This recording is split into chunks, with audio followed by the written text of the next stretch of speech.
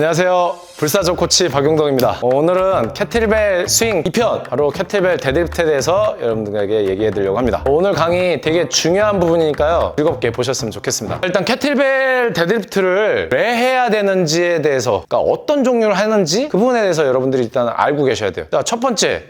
캐틀벨을 순수하게 중량을 들기 위함이다면 사실은 스윙 데드리프트랑은 좀 달라져요. 무슨 말이냐? 캐틀벨 스윙 같은 경우는 이제 앞뒤 움직임이 나오거든요. 그래서 이 앞뒤 움직임의 궤적을 만들기 위한 각도가 중요합니다. 근데 그냥 데드리프트는 우리가 일반적으로 하는 어떤 파워리프팅하고도 사실 궤가 맞닿아요. 그러니까 수직으로 내가 들어올리는 거에만 초점을 맞추기 때문에 이 각도의 디테일이 달라집니다. 그래서 그 부분에 대해서 여러분들에게 한번 설명드리려고 합니다. 자, 일단은 각도 한번 제가 보여드릴게요. 우리가 중량 데드리프트 할 때요, 바로 이 니 조인트와 숄더 조인트, 어깨 관절과 무릎 관절이 같은 선상에 있으셔야 됩니다. 이게 이제 힘의 중심이 같은 선상으로 올라가는 거거든요. 자, 그 상태에서 등을 완전히 수축해서 캐틀벨이 몸에 완전히 척추에 걸리게끔 만들어줍니다. 이걸 이제 힙 익스텐션이라고 합니다. 둔근을 타이트하게 신전을 시키시는 건데, 이 가장 수직으로 힘을 쓰기 좋은 구조예요. 자, 그 상태에서 그대로 일어납니다.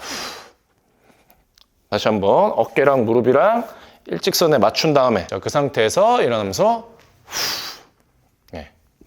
그러면 우리가 데드리프트를 가장 수직으로, 안정적으로, 구조적으로 큰 힘을 낼 수 있게 하실 수가 있어요. 자, 근데 캐틀벨은요, 단순히 최대 중량 데드리프트 하려고 하는 게 아니거든요. 그럼 바벨 쓰죠. 바벨이 훨씬 낫죠. 근데 왜 캐틀벨로 데드리프트를 하냐? 캐틀벨로 데드리프트 하는 이유는 바로 스윙을 하기 위함입니다. 바로 스윙을 하기 위한 각도로 만드셔야 된다는 거죠. 자, 캐틀벨 스윙의 움직이는 궤도에 대해서 제가 설명드리면, 자, 캐틀벨을 잡았다고 생각하시고요. 자, 캐틀벨을 그대로 몸에 붓습니다. 자, 붙어서 캐틀벨이 뒤로 뻗어져요. 자, 그러면 지금 이 상태 보시면 화이 쉬위를 잡아당긴다고 생각하면 그대로 제 고관절 엉덩이가 화이 쉬위가 되는 거예요. 그래서 쭉 화이 쉬위가 잡아당겨지는 거죠. 예. 잡아당겨지면 캐틀벨은 그 화이 쉬위에 담겨진 활이라고 생각하면 됩니다. 그럼 그 상태에서 내 몸이 쭉 펴지면 그게 화이 쉬위가 나가는 거죠. 자, 그럼 지금 캐틀벨 움직임이 보시면 앞뒤 움직임이죠. 이 앞뒤 움직임이 나온다는 건 단순히 수직에서 힘을 끌어다 쓰는 거랑은 조금 다르다는 거예요. 캐틀벨 데드리프트를 할 때 궤적을 이렇게 맞춰주시면 비거리가 생각보다 나오지가 않는다는 거예요. 그러니까 어깨랑 무릎에만 단순히 수직으로만 맞추면 수직으로 올라가기 참 좋은데, 얘 자체는 스윙할 때 많이 나가봐야 여기가 6시, 12시라고 생각하면 7시 정도까지밖에 안 간다는 거죠. 그럼 화이쉬를 요만큼밖에 안 당긴 거예요. 이러면 캐틀벨이 폭발적으로 멀리 나가는데 한계가 있겠죠. 아, 그러면 뒤로만 많이 당기면 좋은 거구나, 이렇게 생각하실 수도 있어요. 자, 그러면 9시까지 갈 정도가 되면 좋냐? 이 데드리프트가 나쁜 건 아닌데 거의 루마니안 데드리프트에 가깝죠. 자, 요거를 햄스트링 로디드 스윙이라고 하는데 햄스트링에만 하중이 걸린 거예요. 자, 이러면은 후면 삿을 위주로 쓰긴 해요. 예, 뭐 나쁜 거 아닙니다. 근데 중요한 건 대퇴가 쓸 개입이 거의 최소화된다는 거죠. 지금 이렇게 되면 누가 봐도 후면 위주로만 쓰게 되죠. 그러면 지면을 누르는 각이 나오지가 않습니다.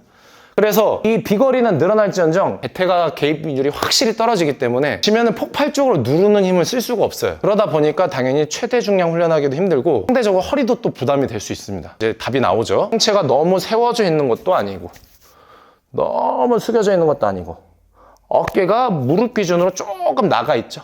지금 제 손이 거의 8시쯤 가리고 있습니다. 이렇게 세우면 제 대퇴사두근, 허벅지 앞쪽 근육만 쓰인다고 느껴져요. 이렇게 많이 숙이면 후면이 좀 되게 텐션이 들어갔네? 허벅지는 앞쪽은 아예 힘이 거의 안 들어가는 느낌이 와요. 근데 그 사이 각도를 찾으시면 허벅지 앞쪽 대퇴와 허벅지 뒤쪽 대퇴 이두가 다 양쪽이 서로 팽팽하게 힘을 쓰고 있다고 느껴집니다. 자, 그러면 지금 손도 9시만큼은 뒤로 아니지만 충분히 뒤로 비거리가 나올 정도로 많이 당겨져 있습니다. 정말 최대한 힘을 쓴다는 건 지면을 잘 눌러야 되는 거거든요. 그럼 그 각도가 뭐냐? 어깨가 무릎이랑 일직선이 아니라 살짝 나간 각도이다. 그 상태에서 자기가 느끼시면 돼요. 한쪽이 딱 고르게 쓰이는 그 각도가 있습니다. 자, 그 상태에서 그대로 쭉 일어나시면 되는 겁니다. 그러면 그게 바로 캐틀벨 데드리프트예요. 스윙용.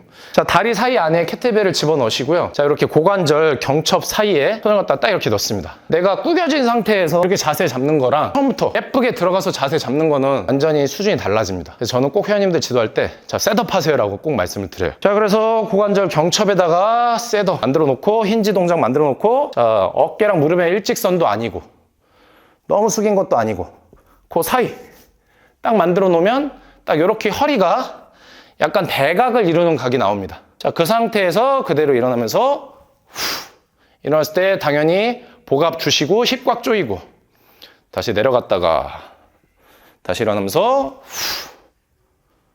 다시 내려갔다가 일어나면서 캐틀벨 스윙은 매우 폭발적인 운동이기 때문에 내가 하면서 각도를 잡는 건 쉽지 않아요. 평상시에 이 데드리프트를 통해서 최적의 각도가 몸에 세팅이 돼 있어야 나중에 폭발적인 운동할 때 자동으로 나오는 거지. 그래서 만약 스윙을 내가 제대로 하고 싶다면 이 각도를 잘 이해하시고 여러분들이 스윙을 넘어가셨으면 좋겠습니다. 자, 영상이 도움이 되셨다면 좋아요와 구독 부탁드리고요.